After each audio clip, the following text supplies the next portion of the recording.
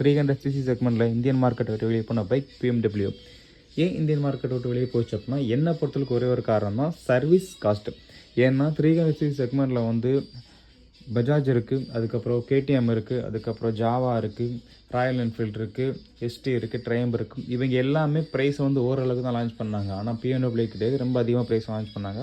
இருந்தாலும் ஓரளவுக்கு சரி BMW பிராண்ட் வேல்யூக்கான பைக் வாங்கிட்டா அப்படின்னாலுமே திரும்ப சர்வீஸ் பண்ணக்கூடிய இடத்துல தான் BMW ரொம்ப ரொம்ப பெரிய தப்பு பண்ணிட்டாங்க. ஏன்னா 300cc செக்மெண்ட்டை வந்து எத்தனை பேர் வாங்குவாங்கன்னு கேட்டிங்க அப்படின்னா நிறைய பேர் வாங்குவாங்க. இருந்தாலும் அதோட ப்ரைஸ் வந்து ரொம்ப கம்மியாக இருக்கணும், சர்வீஸ் காஸ்ட் வந்து கம்மியாக இருக்கணும். நீங்கள் ரொம்ப பிராண்ட் வேல்யூ வச்சு ஒருத்தால் வாங்குறாங்க அப்படின்னா அதோட எண்ணிக்கை வந்து ரொம்ப ரொம்ப கம்மியாக இருக்கும். பிராண்ட் வேல்யூக்காண்டி ஒரு பைக் வாங்குறாங்க அப்படின்னா கண்டிப்பாக ஒரு 100ல் 1-2 பேர் தான் வாங்குவாங்க.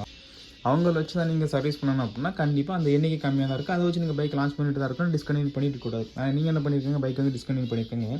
ஏன்னா சேல்ஸ் கம்மியாக இருக்குது அப்படின்ட்டு. சேல்ஸ் கம்மியாக இருக்கிற காரணமே நீங்கள் தான். ஏன்னா சர்வீஸ் காஸ்ட் வந்து ரொம்ப அதிகமாக வச்சுருக்கீங்க. ஒரு 300cc செக்மெண்ட்டுக்கு சர்வீஸ் காஸ்ட் வந்து 10,000 தாண்டி போச்சு அப்படின்னா யாரும் ஏற்றுக்கவே மாட்டாங்க, யாரும் அதை வாங்கவே மாட்டாங்க.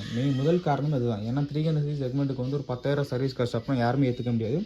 ஒரு 1000cc செக்மெண்ட் 600cc செக்மெண்ட்டுக்கு வந்து ஒரு 10,000 சர்வீஸ் காஸ்ட் அப்படின்னா கண்டிப்பாக எல்லாரும் ஏற்றுவாங்க. ஏன்னா பைக் பெருசு, அதனால் அதுக்கேற்ற மாதிரி சார்ஜ் வந்து ஒரு மனம் ஏற்றுக்கும். ஆனால் 300cc செக்மெண்ட்டுக்கு வந்து நீங்கள் 10,000 சர்வீஸ் காஸ்ட் கொடுத்தீங்க அப்படின்னா கண்டிப்பாக யாராலும் ஏற்றுக்க முடியாது. ஏன்னா அந்தளவுக்கு பர்ஃபார்மன்ஸ் கொடுக்கக்கூடிய பைக் வந்து பஜாஜில் இருக்குது, ஜாவாவில் இருக்குது, ராயல் என்ஃபீல்டில் இருக்குது, ட்ரையம்ப்பில் இருக்குது. ட்ரையம்ப்லேயுமே சர்வீஸ் காஸ்ட் வந்து ஓரளவுக்கு பரவாயில்ல. ஆனால் ஸ்பேரோட காஸ்ட் மட்டும் தான் கொஞ்சம் அதிகமாக தவிர சர்வீஸ் காஸ்ட் வந்து நார்மலாக தான் இருக்குது. ஆனால் BMW அடி கிடையவே செய்யாது. சர்வீஸ் காஸ்ட்டு, ஸ்பேர் காஸ்ட் ரெண்டு எல்லாமே அதிகமாக தான் இருக்குது. BMW வாங்குற பைக்கை வந்து டிஸ்கண்டினியூ பண்ணுற காரணம் BMW மட்டும்தான். ஏன்னா மற்றபடி யாருமே கிடையாது.